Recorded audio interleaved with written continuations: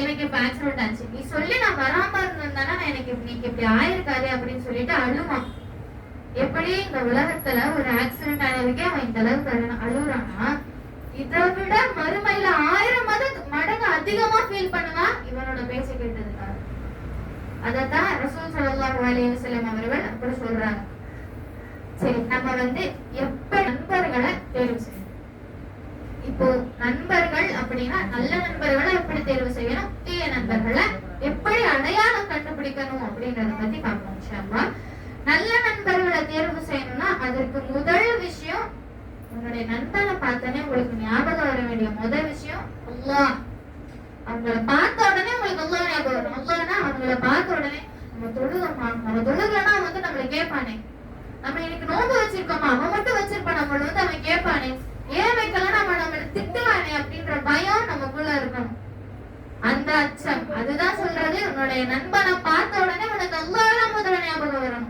அப்படிப்பட்ட நண்பனாக இருக்கணும்.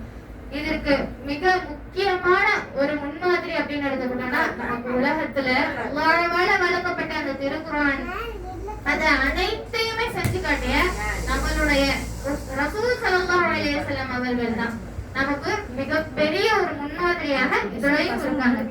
ரசூல் ஸல்லல்லாஹு அலைஹி வஸல்லம் அவர்களும் அபூபக்கர் சித்திக் ரலியல்லாஹு அன்ஹு அவர்களும் எந்த அளவுக்கு நட்பாக இருந்தாங்க அப்படின்னு நம்ம முதல்ல தெரிஞ்சுக்கணும்.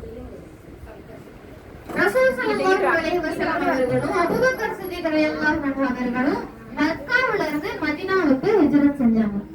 எந்த அளவுக்கு ஒரு இக்கட்டான சூழ்நிலைனா மக்காவுல இருக்க முடியாது அப்படிங்கறத கருத்துல கொண்டு மதீனாவிற்கு போகிறதுக்காக போறாங்க. அந்த இடத்துல அவங்க பல பேர் தேடுறாங்க.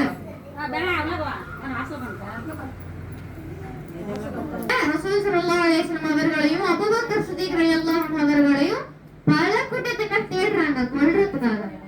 தேடும் பொழுதும் அவங்க மதீனாவுக்கு செல்லக்கூடிய ஒரு இடத்துல தௌர் என்னும் குகையில ஒளிஞ்சிருக்காங்க. ஒளிஞ்சிருக்கும் போது அப்போ அபூபக்கர் சித்திக் ரலியல்லாஹு அன்ஹு அவர்கள் சொன்னார் ரசூல் ஸல்லல்லாஹு அலைஹி வஸல்லம் அவர்களிடத்துல, ரசூல் ஸல்லல்லாஹு அலைஹி வஸல்லம், யா ரசூலே, அவங்க கீழே குனிஞ்சாங்கன்னா நம்ம மாட்டிப்போமே அப்படின்னு சொல்லும்போது ரசூல் ஸல்லல்லாஹு அலைஹி வஸல்லம் அவர்கள் சொன்ன வார்த்தை, கவலைப்படாதீங்க அபூபக்கரே, அல்லாஹ் நம்மோடு இருக்கிறான். அபூபக்கரே, நீங்க கவலைப்படாதீங்க, அல்லாஹ் நம்மோடு இருக்கிறான். 2 பேர் இருக்கக்கூடிய அந்த இடத்துல மூணாவது அல்லாஹ்வும் நம்மளோட இருக்கிறான் அப்படின்ற அவங்களுடைய தவக்கல் அந்த இடத்துல வெளியானாலும், 2வது விஷயம், ரசூல் ஸல்லல்லாஹு அலைஹி வஸல்லம் அவர்களை கொல்ல துணியிறாங்க தெரிஞ்ச உடனே அபூபக்கர் சித்திக் அந்த இடத்துல இருந்து ஓடி இருக்கலாம்.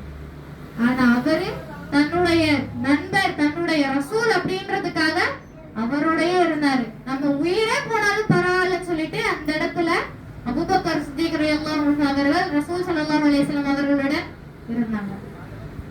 அப்போ அந்த குகைக்குள்ள போன உடனே அபூபக்கர் சித்திக் ரலியல்லாஹு அன்ஹு அவர்கள் செஞ்ச முதல் வேலை என்ன தெரியுமா? அங்க ஒரு 3 ஓட்டை இருந்துச்சு, பாம்போடைய ஓட்டை. அதை அடைக்கிறதுக்காக தான் முதல்ல ட்ரை பண்ணாங்க. 2 கால்களையும் ஒரு கைகளையும் வச்சு அதை அடைச்சாங்க. என்ன எதற்காக? ரசூல் ஸல்லல்லாஹு அலைஹி வஸல்லம் அவர்களை அதை எதுவும் பண்ணிடக்கூடாது, அதன் வழியா எதுவும் உள்ள வந்துடக்கூடாது அப்படின்னு சொல்லிட்டு அவங்க மீது இருந்த அக்கறை அந்த அளவுக்கு அவங்களுக்கு இருந்துச்சு. அதனால அவங்க அதை செஞ்சாங்க. எப்படிப்பட்ட நட்பு! இப்படியாகத்தான் நம்மளுடைய நட்பு இருக்கணும். ஆனா நம்மளுடைய நட்பு இங்க எப்படி தெரியுமா இருக்கும்? இந்த பாம்பு கடி, எனக்காக பாம்பு கடி வாங்குன்ற அளவுக்கு எல்லாம் வேணாம். ஒரு எக்ஸாம்ல ஒரு கொஸ்டின் கேட்டா எனக்கே தெரியாதுன்னு சொல்லுவான். கடைசியில பார்த்தா அவன் அதை எழுதிருக்கான். ஃபுல் மார்க் எடுத்துட்டு வந்து நீட்டுவான். கேட்டா இல்ல நான் அப்புறமா எழுதுனேன் அப்படின்னு சொல்லுவான். ஒரு கொஸ்டினை கூட விட்டு தர முடியாத நட்பு தான் இன்னைக்கு இருக்கக்கூடிய நட்பாக இருக்கு. அப்படிப்பட்ட நட்பாகத்தான் நம்ம இன்னைக்கு அனைவருமே வச்சிருக்கோம். இன்னும் சொல்ல போனா ஏதாச்சும் ஒரு கஷ்டம் அப்படின்றப்ப போன் பண்ணி இந்த மாதிரி எனக்கு இது கொஞ்சம் கொடுக்குறியா அப்படின்னா உடனே எஸ்கேப் பண்ணுவான். இல்லடா நான் கொஞ்சம் வெளியில இருக்கேன், நான் கொஞ்சம் ஊருக்கு வரைக்கும் வந்திருக்கேன், எனக்கே கொஞ்சம் கஷ்டத்துலதான் இருக்கேன். ஆனா அவன் அங்க நல்லாதான் இருப்பான், வீட்டுலதான் இருப்பான், எல்லாத்தையும் சொல்லுவான். ஆனா அவன் எங்கேயோ கிடப்பான். நம்ம பாத்திரக்கூடாதுன்றதுக்காக அவன் வீட்டுக்குள்ள லாக் பண்ணிட்டு வேணாலும் இருப்பானே தவிர வந்துட மாட்டான், வெளியிலவே வர மாட்டான். நமக்கு ஒண்ணுன்னா வந்து உதவி செய்ய மாட்டான். அதுதான் இன்னைக்கு இருக்கக்கூடிய நட்பு. இப்படியாகத்தான் இன்னைக்கு இருக்கக்கூடிய நட்பு இருக்கு. அல்லாஹ் சுப்ஹானஹு வ தஆலா ரசூல் ஸல்லல்லாஹு அலைஹி வஸல்லம் இருவருமே சொல்லி கொடுத்த நட்பு இதுவா அப்படின்னு கேட்டா கண்டிப்பாக கிடையாது. அடுத்து ரெண்டாவது விஷயம், முதல் விஷயம் என்ன, ஒரு நண்பனை பார்த்த உடனே அல்லாஹ் தான் நமக்கு ஞாபகம் வரும்.